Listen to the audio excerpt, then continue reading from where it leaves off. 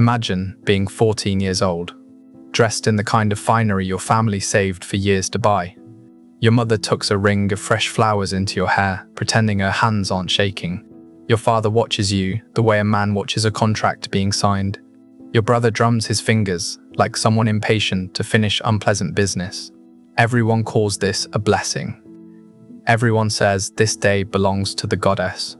No one explains why the older women standing near the chamber refuse to meet your eyes. Before the sun sets, a stranger will decide what your body is worth. And this is still the merciful part. The temple gates gleam like gold in the afternoon light. The ziggurat rises above you like a ladder carved into the sky. Up close it smells of incense, boiled barley, and smoke.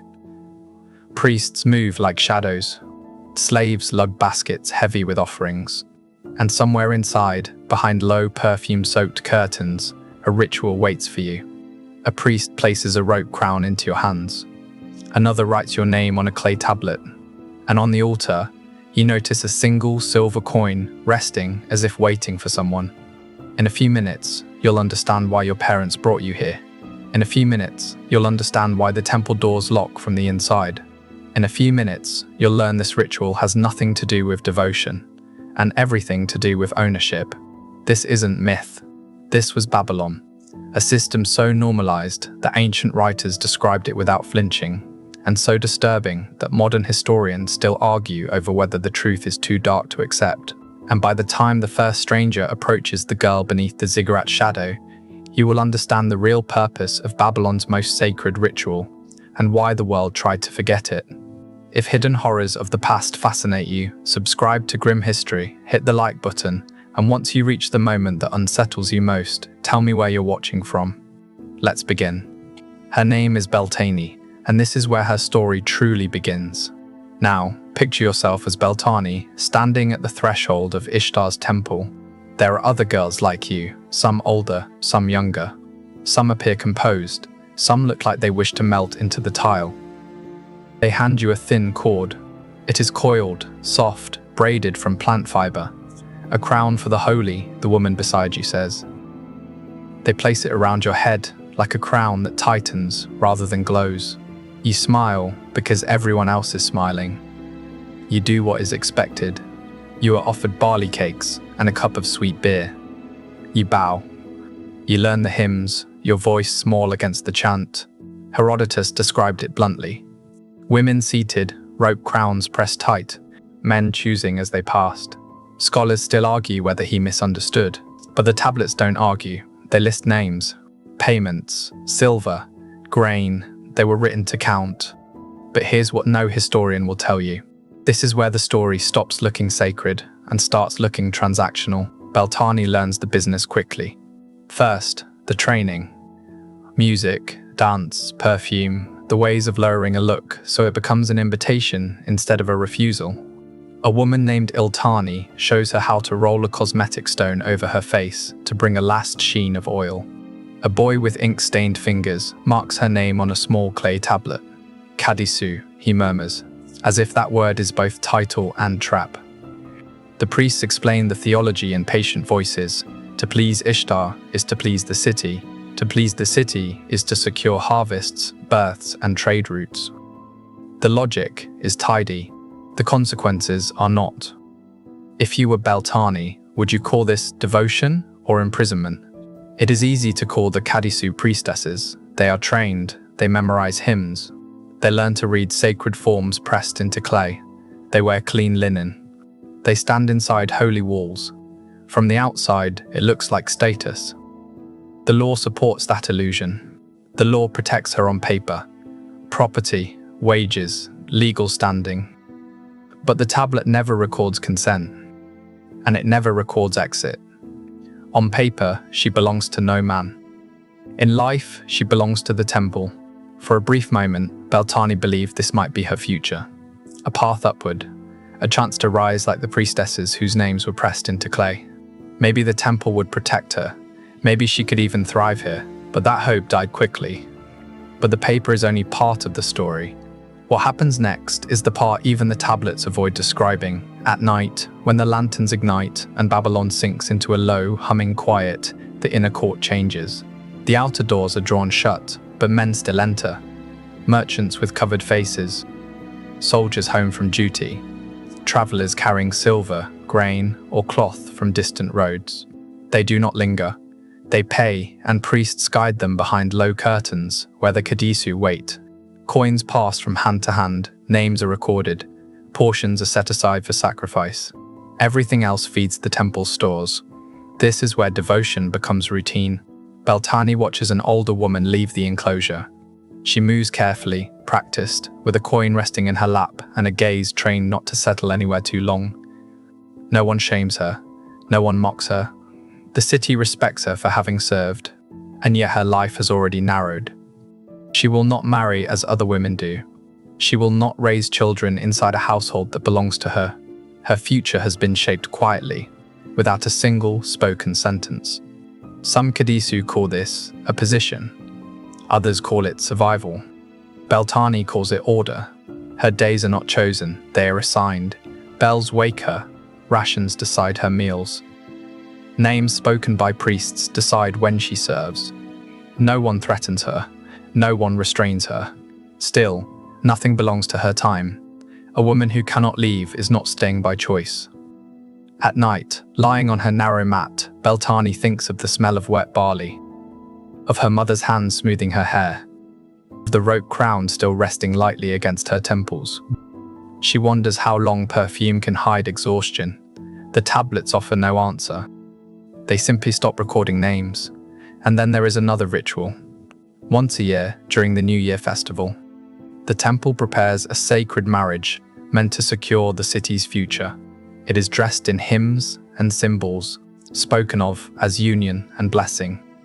Inside the walls, it feels less like celebration and more like proof that the goddess's favor has been purchased again. The temple does not accept refusal. Beltani is still new enough to believe the goddess might be gentle. The hymns speak of gardens and rain, of love that nourishes the land. But the priests speak of service, and the men speak of payment. The purpose is never hidden. The city must be fed. The city must endure. As dusk settles, Beltani lifts the robe crown once more. The inner court doors close. Rugs are laid out. Records are straightened. Girls adjust their hair while chants rise, old and insistent. Something shifts behind a curtain. The air tightens. One more name will be taken. One more entry added. One more night absorbed into memory. A priest murmurs words she barely hears. Incense fills her lungs. A coin waits somewhere beyond her sight. A narrow rope path marks the ground, guiding where she must sit. A man will choose. When the curtain trembles, Beltani understands that the choice was decided long before she arrived here. The fabric parts. It falls shut behind the stranger. The rope crown digs into her palms as she grips it, suddenly aware of its meaning. The priests call it sacred. The older Kadisu know better. Once it touches your hair, the temple claims more of you than your family ever could. Footsteps cross the tiled floor. Sandals scrape clay. The man is not cruel. He is ordinary, following a custom older than either of them. He hesitates. Then the silver falls. It lands in Beltani's lap with a sound too small for what it seals. The priest exhales. The scribe presses a mark into clay. The coin does not need to be large, it only needs to be given. And because it was given, it cannot be refused. Tradition says she must rise. And here, tradition is law. This moment is not the end, it is the entry point. Once the coin has fallen, nothing needs to be explained. The priest gestures forward. The stranger walks ahead. Beltani's knees shake, but her feet obey. The path has already been decided for her. The ritual chamber is narrow, its painted walls glowing softly under lamplight. Incense hangs thick in the air, sweet and suffocating. Small bells fixed to the doorway chime as she crosses the threshold, meant to summon the goddess, but sounding instead like a signal that another obligation has begun. No one speaks to her. No one explains what comes next. The silence is deliberate. This system does not rely on cruelty. It relies on age, repetition, and the confidence that no one will interrupt what has always been done. The ritual is older than the city's walls. It does not pause for doubt. It does not adjust for fear. Beltane steps inside, the curtain falls, and Babylon continues without her. In the months that follow, temple life settles into a rhythm that leaves no room for questions. Morning hymns, oil baths, lessons in music, scent, and composure. Inside the walls, the Kadisu are praised as sacred. Outside, they are spoken of in lower voices. They move between reverence and use without ever fully belonging to either world. Some of the older women whisper when the priests are gone. Ishtar owns us, one mutters. Another shakes her head. The temple does. Ishtar only signs off. Beltane does not laugh. The temple is a city within a city. Storerooms stacked high with grain, jars sealed with silver, names pressed into clay and filed away, and the Kadisu move through it all, as essential and unnoticed as the machinery itself. The law recognizes them. It grants privileges, it lists protections, it does not grant departure. One night, Iltani, the woman who trained her, sits beside Beltane on the terrace, moonlight flattening the world into pale shapes. You understand it now, Iltani says quietly, how this place works. Beltane nods. Do you still think we are priestesses? Beltane hesitates. What else would we be? Iltani smiles, but it is a tired expression, worn smooth by years of answers that lead nowhere. Necessary, she says. Necessary to the temple. Necessary to men who come here and leave lighter. Necessary enough to keep. Never enough to release. A voice calls from below. Another offering has arrived. The rope crown waits on its hook. Duty resumes. As seasons turn, the temple becomes familiar in ways Beltane never wanted. She recognizes footsteps by sound alone. She knows which merchants bring wine, which soldiers bring impatience, which offerings carry the sharp smell of foreign roads. She knows the sound of coins striking clay bowls, and how quickly each one is counted, sealed, and stored. An accountant once tells her she brings good fortune. She looks past him, at the overflowing storerooms, and understands what that praise truly means. What weighs on her most is not the ritual itself, which becomes numbing in its repetition, but the hours afterward. When the incense thins, the chants fade, and the city's noise returns beyond the walls. That is when the temple feels smallest. That is when the future disappears. No one here speaks of later years. Names are recorded. Then one day they are not. Older women vanish quietly. Their mats are folded. Their space is filled. When Beltane asks where they go, Iltani touches her hair gently and says, "To the goddess." Her eyes do not agree. It is near harvest season when a new marking appears on the temple calendar. The sacred marriage approaches, a ritual meant to bind the land's prosperity to divine favor. The public will see hymns, flowers, processions. Inside the temple, preparations are made with careful precision. The Kadisu do not perform the rite. They prepare it. And for the first time, Beltane's name is called. A bowl of scented oil is placed in her hands. Her hair is arranged. The robe crown is adjusted. The air in the room feels heavier, as if the walls are listening. Even Iltani watches without speaking. "What must I do?" Beltane asks. The priest answers calmly, without urgency or threat. What the goddess requires. The inner chamber is dim, lit by only a few lamps. Stone lions stare from the walls. A platform stands at the center, draped in cloth reserved for the highest rites of state and faith. Beltane's breath tightens. She has learned enough to recognize danger, even when it wears sacred language. Footsteps echo beyond the doorway. Someone important is approaching. And in that moment, Beltane understands that whatever lies beyond the next curtain will shape the rest of her life. Not through violence, but through permanence. The chant begins. The lamps burn lower, the curtain stirs, and Beltane steps forward. She has prepared lamps before. She has prepared rooms. Tonight, she is being prepared. The high priestess stands at the center of the chamber, draped in white linen edged with gold. She looks less like a woman than a symbol, composed, elevated, distant. Only the faint tremor in her hands betrays the truth. Even she feels the weight of this night. The altar is carved with lions, Ishtar's beasts, their stone jaws forever open. She tips the bowl. Oil spreads across the surface, dark and reflective, catching the lamplight like a held breath. Footsteps approach behind her. Slow, deliberate. The man chosen to stand in for the divine enters the chamber. King or noble, it no longer matters. His presence shifts the room. Beltane keeps her eyes lowered, just as she was taught, but she feels his gaze settle like weight on her skin.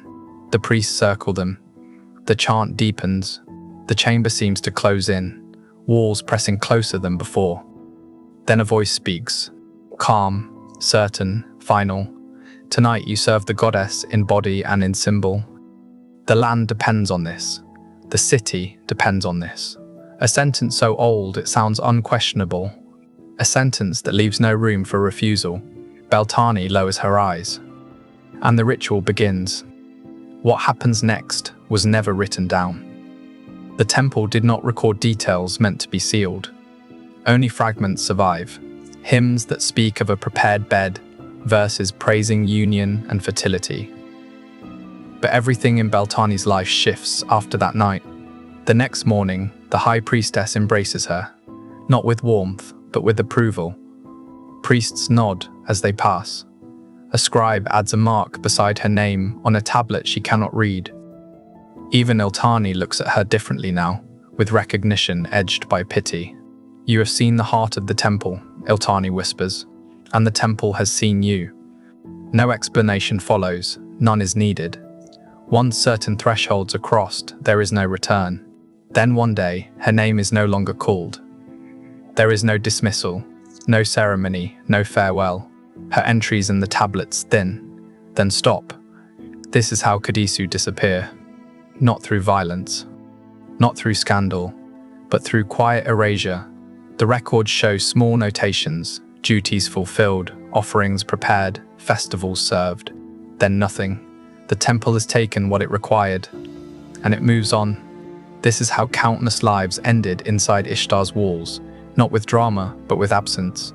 Scholars argue because argument is safer than conclusion. The tablets do not argue. They show a system that functioned smoothly, efficiently, by consuming women without noise, payments recorded, roles assigned, rituals regulated, bodies folded into law and ledger. Some women entered willingly. Others were given by families with no other options. A few gained status. Most faded without trace. Beltane lived in the middle, shaped by a system that elevated her just enough to make her useful, then swallowed her whole. History does not preserve voices like hers. The temple recorded grain and silver, not fear, not hope, not regret. And yet the silence around her name speaks clearly. It tells us she was never meant to be remembered, only counted. It tells us why later generations tried to bury these rituals beneath metaphor and denial, not because they were small, but because they revealed too much. The temple is gone now. The ziggurat reduced to dust. The chants silenced. The lions broken beneath sand. But the questions remain. What did Beltane believe in the end? Did she still trust the goddess? Did she hope for escape, or did she learn to stop hoping at all? History will never answer. The tablets do not record longing, they record transactions. And that is how Beltane remains, a name briefly pressed into clay, a life consumed by a system that called itself sacred, and a reminder that even the brightest temples can cast the darkest shadows. If you want to pay tribute to Beltane and to the countless women history only counted, never remembered, leave her name in the comments.